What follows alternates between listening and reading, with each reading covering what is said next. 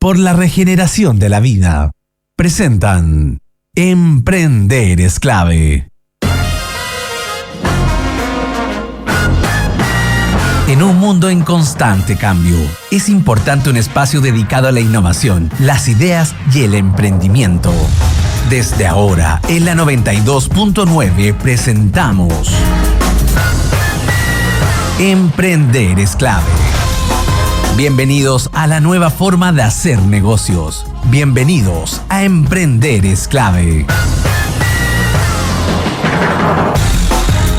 10:39 de la mañana, comenzamos en Emprender es clave después de este debate presidencial transmitido por muchas radios pertenecientes a la Archi. Más de 4,5 millones de chilenos pudieron escuchar este debate, el penúltimo que va a haber, y es por eso que queremos partir nuestro programa de manera distinta, haciendo un análisis también de este programa. Ya estamos en el estudio con Nicolás Freire, analista político y académico de la Escuela de Gobierno de la Universidad Católica de Valparaíso, para comentar un poquito qué fue este debate presidencial.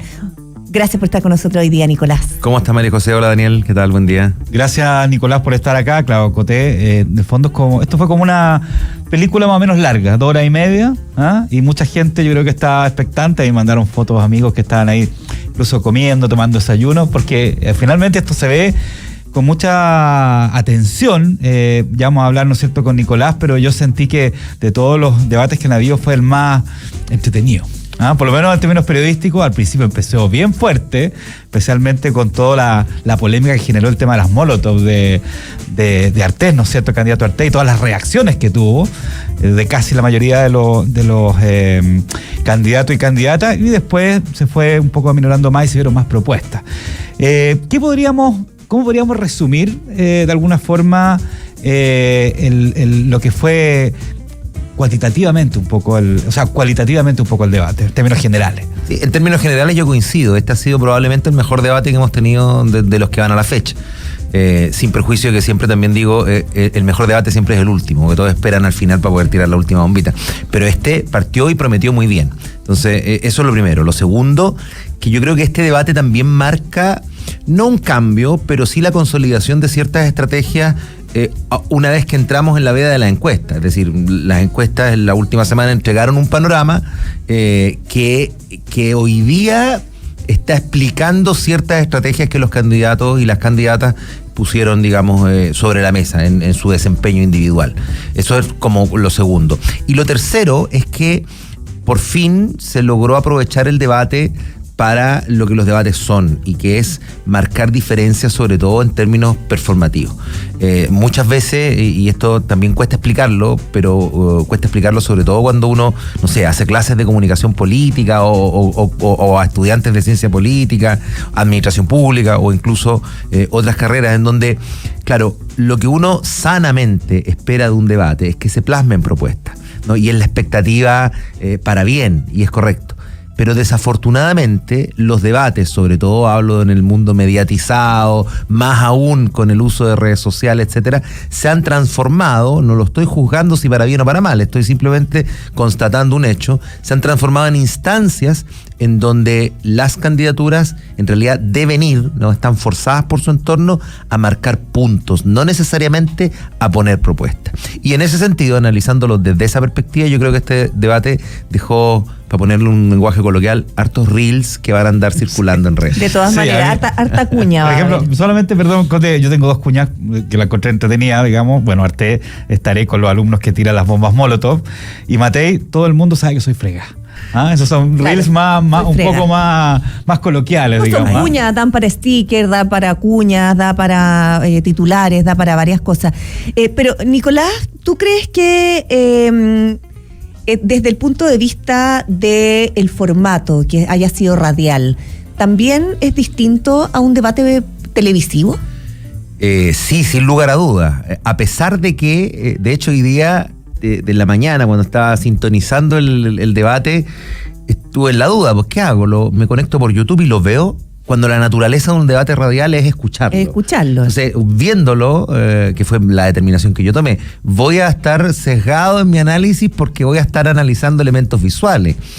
Y eso ha modificado mucho una historia que es antigua, no me quiero poner fome a esta hora de la mañana, pero que tiene que ver con la naturaleza de los debates televisivos versus los radiales. Hay una historia que se cuenta siempre en términos académicos, el debate entre Nixon y Kennedy en los años 60, quién lo escuchó por la radio dio por ganador a Nixon, quién lo vio por televisión vio por ganador a Kennedy. ¿Por qué? Porque se prepararon para el formato, ¿no? Que era el televisivo. Y en ese contexto, claro, hay quienes se preparan para un debate radial. Y yo creo que la mecánica del debate, de hecho, uno de los elementos ya más desde la forma, creo que radial funciona mejor para el gran número de candidaturas que tiene. Es más llevable, por decirlo de alguna manera. Es más difícil seguir un debate con 8 candidaturas desde una perspectiva, digamos, visual, ¿no? En televisión, porque uno, claro, está atento a más, a más feedback, lo visual, lo que se escucha, otros elementos, ¿no? que hacen parte. En cambio, aquí uno es capaz de concentrarse solo en un elemento que es escuchar la voz, escuchar la propuesta, y logra, digamos, armar en su cerebro un puzzle de cajoncitos identificando cuál es el desempeño individual de cada uno. Aún o a pesar de todo aquello, yo sigo creyendo, y lo voy a seguir diciendo, que algo hay que hacer respecto de la transformación de los formatos, en términos de que cuando tienes muchas candidaturas, si queremos de verdad escuchar propuestas, que es un poco lo que uno para bien podría esperar de los debates, y no que se transformen en un reel, porque tampoco la culpa es del candidato, hay que decirlo, claro, también, pues el entorno que lo obliga a eso. Los debates deberían ser mucho más acotados. Hoy día tienes candidaturas ahí que, claro, si hay distintas variables, o para quedarnos en ejemplos como los que se usan en Estados Unidos, no superan cierto margen en las encuestas. Hay candidatos que marcan 1, 2%, 3%. Bueno, evidentemente es difícil llevar a esos candidatos a un debate. Por otro lado se dice, bueno, pero esos candidatos juntaron firmas. Sí, las firmas tampoco son representativas a nivel nacional, que es otro requisito que deberíamos poner. Oye, Nicolás, y por otra parte, nosotros tenemos acá, las encuestas han dicho que hay un alto también porcentaje de indecisos. Sí. Ya, desde tu punto de vista. Una encuesta. Sí. La CEP. Porque todas las demás marcan poquísimo. Ya, es la crítica que se les hace a la otra. Marca aproximadamente 28%, correcto, ¿no? Sí. De indecisos la CEP. Desde tu punto de vista, como analista político, lo que escuchaste tú en este debate, ¿hacia dónde se podría ir la tendencia de los indecisos con el resultado de este debate?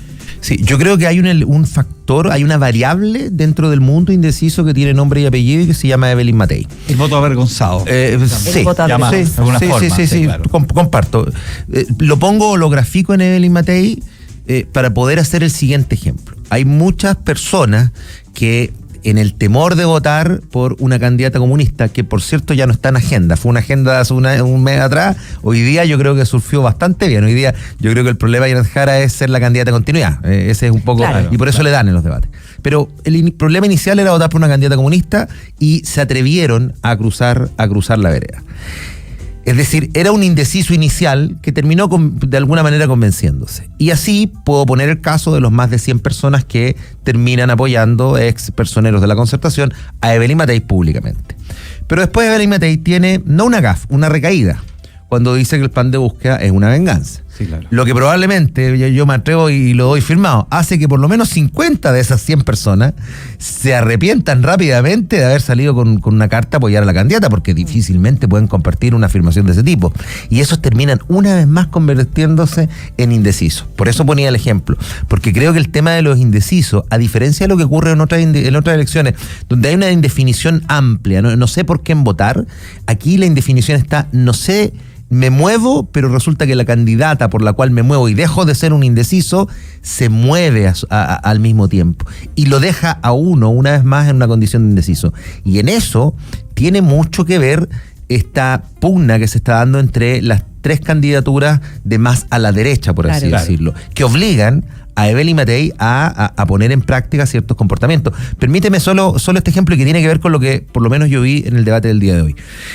Yo creo que hay 2 estrategias más o menos consolidadas en la derecha. Me concentro en la derecha porque la estrategia de Janet Jara, para mencionarla y no abordar más, por lo menos eso es pasar no inadvertida, sino que estar presente, no generar mucha polémica, ni picarse. Hacerle guiños claro. a Franco Parisi como sea que pueda, hablar de las regiones también cuando habla Parisi. Yo creo que por ahí van ciertos elementos. Ni picarse, ni enfrascarse en un muy mal debate que ella tuvo con el primero. Exactamente, aquí se vio una diferencia bastante importante al respecto. Sí, yo creo que se ha visto en el anterior algo y en este mucho mejor, en donde ha pasado más o menos inadvertida, ha puesto sus puntos perfectos. Y eso es lo que tiene que hacer, va primera en la encuesta con toda probabilidad para pasar a segunda vuelta. En segunda vuelta es otra la estrategia que tiene que poner en práctica. Este debate tiene la característica que es casi una primaria de las derechas. Sí, claro. Es evidente por el número de candidaturas, podríamos decir que son 5. Yo tenía 4 hasta que supimos que Harold May Nichols votó por el sí, por lo tanto me obliga a incluirlo dentro de la candidatura de la derecha. Pero bueno, concentrémonos en las 3, ¿no? Que son las de más real posibilidad de paso a una segunda vuelta. Kast, Kaiser, Matei. ¿Qué es lo que ocurre, creo yo? Kast ha venido desde hace un tiempo con esta lógica de una moderación, lo pongo entre comillas, porque recordémonos del Kast del 2017 y evidentemente hay que poner entre comillas la moderación que el día de hoy él tiene. Y ese carácter moderado no solo se ha visto beneficiado en un primer momento por la irrupción de Kaiser, por su derecha, pero hoy día empieza a afectarle, empieza a tener un problema, porque hay muchos que frente a la moderación de Kast, que es una moderación, que yo por lo menos lo dije hace mucho tiempo, es entendible para una segunda vuelta, es raro empezar en una moderación inicial, pero claro, él tenía el fenómeno Matei, que podía apostar a esa moderación. Bueno, Kaiser empieza a entrar por la derecha y Kaiser empieza en este debate, y en los anteriores, pero en este yo creo que sea particularmente, casi en una lucha. En vez de pegarle directamente a Kast, que es una de las estrategias que se puede implementar, pegarle al que va ganando dentro de tu propio sector, entran en una lucha fratricida por quién es el más de derecha. Y tienes ahí entonces, en esta dicotomía, Kaiser tratando de mostrar que es el más de derecha, Kast tratando de no salirse de su libreto de moderación. Eso termina enredando a Evelyn Matei, por eso vuelvo a lo que decía hace algunos minutos, en donde Evelyn Matei termina por una estrategia que por un lado es doble, a veces quiere ser más de derecha que Kaiser, pero a veces también quiere ser más moderada que Kast. Y eso lo hace tener una indefinición que, si volvemos a la encuesta, yo creo que es la explicación de por qué ha venido perdiendo tanto terreno. Claro. ¿Tú crees, Nicolás, que el tema... Yo sé que no está liderando las encuestas, pero el tema de las Molotov y el tema de la opinión de Artés remueva algo en un voto más joven, en un voto que a lo mejor se relaciona más con la parte más dura del estallido social, que ha estado un poco callado, especialmente tomando en cuenta un sector más que vota por primera vez, ¿o no? Yo creo que el voto de Artés, más que del estallido propiamente tal, que sin duda dentro de todas las candidaturas que hay es votar nulo, blanco o votar por Artés, no tienes más opciones que esa. Pero yo creo que apunta, y trato de analizar de manera honesta el fenómeno de Artés. Yo creo que apunta a un tipo de público como el clásico estudiante de las carreras de ciencias sociales que entra al primer año. Como ese es el mundo que intenta mover. Y digo que entra al primer año porque muchos otros estudiantes al cuarto año ya terminan, digamos, comprendiendo los fenómenos. Yo creo que Artés es una candidata. Esta cuña la tengo que decir rápida para que no me la corten y quede mal puesta, pero es una gran candidatura que nació 60 años después. Artés es una candidatura de los años 60, habla en esa lógica, si uno lo escucha es casi transportarse a ese momento y hace mucho sentido viendo el mundo de los años 60. Sí, claro. Claro, el mundo cambió completamente, entonces hoy día queda completamente fuera de contexto, por más que apunte a ese público que tú mencionas, Daniel, y que yo coincido en buena parte con eso, es un público que no es más del 0,50, ya ponle 1,5 con el voto obligatorio, ya estoy siendo bastante generoso. Es una candidatura testimonial al final del día. Otro que ha sufrido el paso del tiempo, permíteme también esto, es Marco Enrique Ominami. Yo hago una mención con Marco Enrique Ominami, he sido en otros análisis muy duro con él. Creo que pero he madurado también mi análisis respecto a Marco Enrique Ominami y creo que hay que separar dos cosas, el fondo y la forma. Es súper sensato el fondo de Marco Enrique Ominami. Estoy súper de acuerdo contigo. No, claro, de hecho, uno lo escucha, claro. Lo estuve comentando recién con el productor, que creo que el más sensato y el que habla más coherentemente en un montón de temas es Marco Enrique Ominami. Sin duda. Su problema, ¿cuál creo que es? La forma. Y se quedó claro como en una caricatura finalmente. Sí, Y agrego otra cosa, se quedó en la caricatura del Marco Enrique Ominami de hace 15, 20 años, que su principal bandera de batalla era el ataque al duopolio. Y él mantiene hoy día, reedita el ataque al duopolio, ahora es el ataque a estas dos, a la ultraderecha y a la izquierda, no sé cómo, no recuerdo cómo la llama, pero floja o irresponsable, en fin. En donde él reedita y ya creo que eso lo deja completamente fuera de contexto. No comentó nada del tema SQM, me parece, ¿no? Sí, comentó. Sí, Comentó, lo pero dijo, muy poco, dijo. muy a la pasada. Dijo digamos, que eliminaría obviamente el acuerdo que hoy día existe. Sí. Pero a lo que voy, es otra candidatura, para hablar de estas que sufren el paso del tiempo. Tú mencionabas a Artés, bueno, es menor el rango temporal, pero creo que también Marco Enrique Ominami, a pesar de que, y lo digo, creo que en el fondo es una de las candidaturas que pone temas que de verdad uno no puede decir que sean descabellados. No está hablando de la Tercera Guerra Mundial como Artés, pero pone temas concretos, pero la forma, y además yo creo que el exceso personalismo y lo histriónico que ha venido planteando en el último tiempo hacen que como que el fondo se vea afectado por casi no querer escucharlo, porque sale, creo que también tendría mucho éxito, o no si éxito, pero probablemente tendría mayor entrada su manera de pensar y sus propuestas, porque empieza muy bien, ¿no? Se posiciona políticamente y habla de esta derecha sin tapujos, esta derecha que, como dijo él, lo cito, se pasea a poto pelado, que lo estaba diciendo, ¿no? Por el jardín levantando propuestas que no se veían hace mucho tiempo y está súper bien y de repente remata pegando para el otro lado. Entonces yo creo que eso termina a muchas personas como diciendo, ya ves, está diciendo algo sensato y lo que está diciendo termina tirándolo por el piso porque se transforma en un pataleo que le pega a todo el mundo. Creo que no hay que dejar de lado, dado que voy a colgar de tu pregunta, Daniel, partiste por las Molotov y lo mencionábamos al inicio, es una de las cuñas que quedan. Yo creo que una de las cuñas que también quedan y que no habría que olvidar y hay que mencionarla es, más allá de la imagen general de la primera parte del debate, que la podemos analizar, llevémoslo a una cuña, el indulto a Krasnov. Sí. Yo creo que eso es de una gravedad, de una, digamos, retroceso civilizatorio respecto de la conversación democrática. Volvemos al punto, hay 3 candidaturas de derecha desatadísimas, porque es cierto que están desatadas en el sentido que están planteando temas que la derecha hace mucho tiempo no venía planteando. O sea, Kaiser, claro, dice claramente que desde el 73 al 90 él quiere borrar eso. Claro. Quiere sacarlo del discurso. Sin duda. Y lo lleva a decir afirmaciones como esas. Claro, son 3 candidaturas que votaron por el sí, vuelvo a plantearlo, por lo tanto, pero no estábamos acostumbrados a esto. Y el problema de Kaiser, porque uno lo podría entender como un fenómeno, digamos, aislado, no necesariamente por eso no masivo, porque hoy día, viendo el mundo, ese discurso tiene cala. El problema es que ese discurso está arrastrando por un tema electoral a una derecha que, mira, yo creo que hoy día lloran en la Concertación la muerte de Sebastián Piñera, porque era un poco el reflejo a una derecha dialogante, mucho más moderna. Basta considerar que Piñera votó por el no, entonces ya tienes una diferencia radical. ¿Por qué? ¿Y por qué me quedo en esta cuña?